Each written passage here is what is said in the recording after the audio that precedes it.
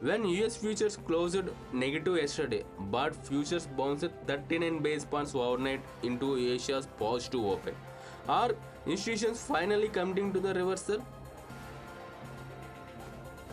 When semiconductors bounce 50 base points, but industrial select crashes 139 base points, is growth recovery real or cyclical weakness spreading underneath? When Korea outperforms Nikkei by 183 base points after reversing direction, is Seoul committing to recovery or is this momentum? When volatility spikes 334 base points and yield spike 35 to 151 base points simultaneously into Asia's rally, is this growth repricing or rate shock signal?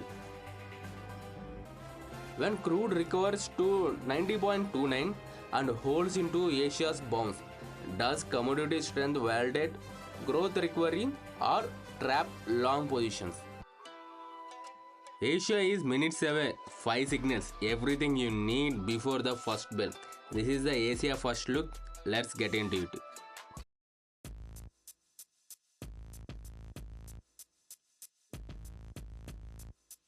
S&P 500 closed down 63 base points.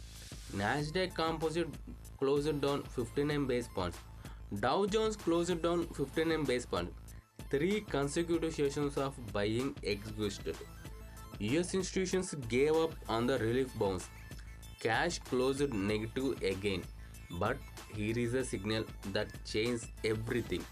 S&P 500 futures repriced to plus 39 base points overnight.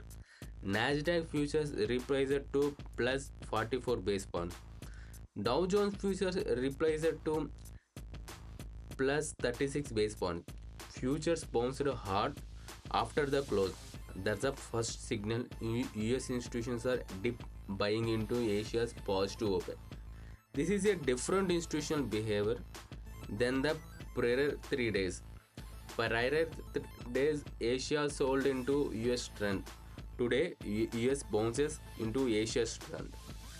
Then Asia delivered Nikkei futures implied up 89 base points. Tokyo bounced. Korean futures implied up 272 base points. Seoul led by 183 base points over Japan. That tells you Korean institutions are most committed to reversing. Hang Seng futures implied up 48 base points. Shanghai Composite futures implied up 7 base points. China barely bouncing tells you caution persists there. Crude oil up 69 base points to 9.29 confirms commodity recovery holding. Which sectors are actually being bought in this bounce? That's the what sector leads confirms.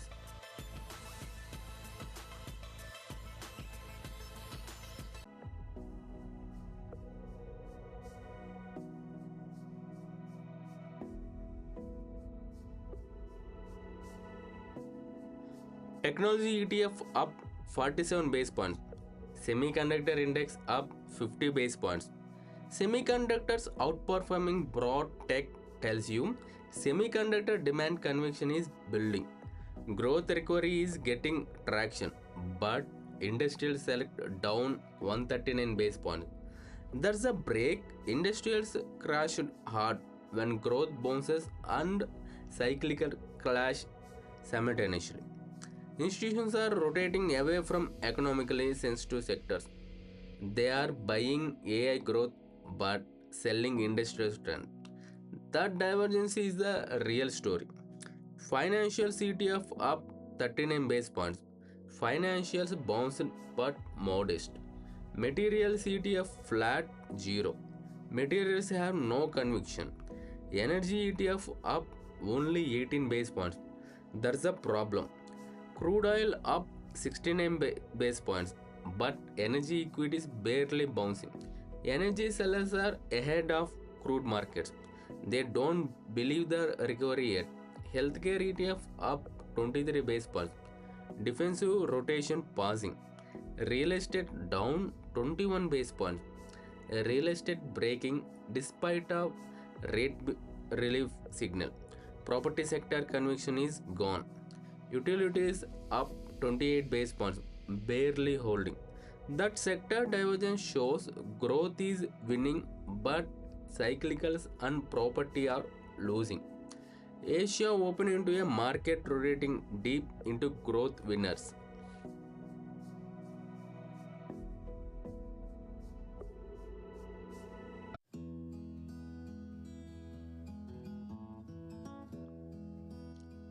Asia's regional picture shows coordinated bounce but Korea is dominating. Nikkei futures implied up 89 base points. Japan bounced. Tokyo followed the reversal. Korean futures implied up 272 base points. Seoul leads Japan by 183 base points. That tells you Korean institutions are most committed. Korea is not falling. Korea is leading. When Korea leads Japan by 183 base points, that's semiconductor conviction. Taiwan futures implied up 175 base points on semiconductor recovery. Hang Seng futures implied up 48 base points. Hong Kong bouncing lighter than Korea. Hang Seng Tech flat. Hong Kong Tech positioning holding but not aggressively adding. Hang Seng futures up 54 base points. Hong Kong financials are the uptake. Shanghai Composite futures implied up 7 base points. China barely bouncing while developed Asia commits. Shanghai's light positioning confirms Chinese institutions are still cautious but about recovery. Singapore index up 22 base points.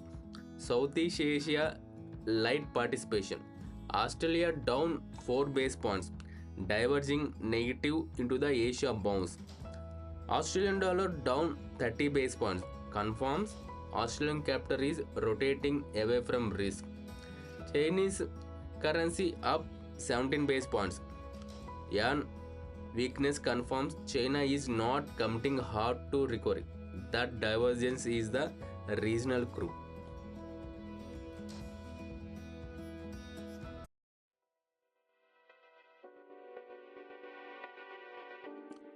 Volatility Index up 334 base points to 19.50. Fear is spiking hard, but not panic fear, measured fear. That tells you institutions see Asia's bounce as a relief recovery starting, not execution ending. 10-year treasury yield up 99 base points to 4.29. 5-year treasury yield up 151 base points to 3.90.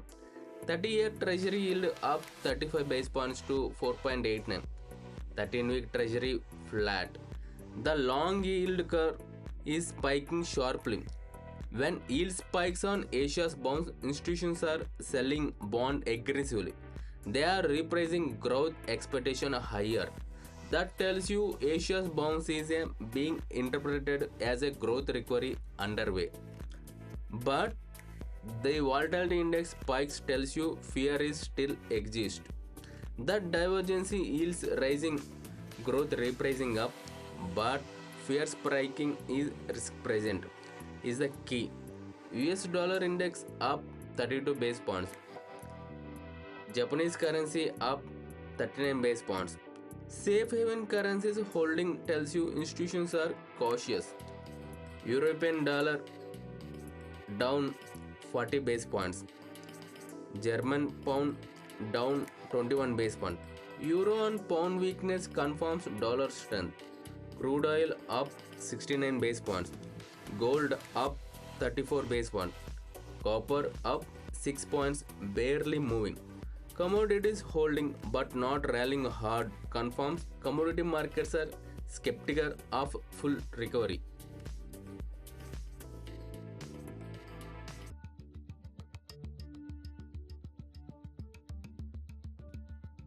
Nikkei futures implied up 89 base points. Is Japan's bounce conviction test. Tokyo bounced on the Asia reversal. If Tokyo opens and extends its bounce, Japan's institutions are buying the dip. If Tokyo opens and the bid evaporates, the bounce was overnight relief only. Japan is the first execution test. Watch Tokyo's opening volume. If heavy on the bid, conviction is real. If light, overnight moves were algorithmic positioning. Korean futures implied up 272 base points. Is Korea's aggressive conviction test. Seoul leads Japan by 183 base points. Korea's leadership tells you Korean institutions are most committed. If Seoul opens and holds, both developer markets commit together. If Seoul rolls, Korean conviction breaks early. Korea is the regional pivot. Shanghai Composite futures implied up 7 base points. China's light bounce while developed Asia commit tells you Shanghai is not convinced yet. Watch Shanghai's opening execution. If Shanghai extends, China's strategic buying confirms regional recovery. If Shanghai rolls back, China's caution becomes contagion. Australian futures implied down 4 base points. Australia diverged negative on the Asia bounce. That's a breakdown warning. Crude oil up 69 base points. Must hold for Australia to recovery conviction. Watch crude momentum into the open. If crude extends, Australia gains bid. If crude rolls, Australian weakness become regional contagion signal. That's a watch signals execution pivot point.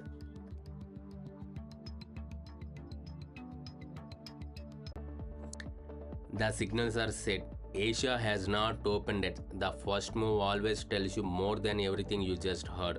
Japan opens first, that's your signal. Shanghai's first minutes, that's your confirmation. Watch which one the markets humbles from your own view. Watch the Japan, then come back and drop it in the comments. Did it deliver or did it surprise you? Join the community where market minds speak. I am Jay. See you in market.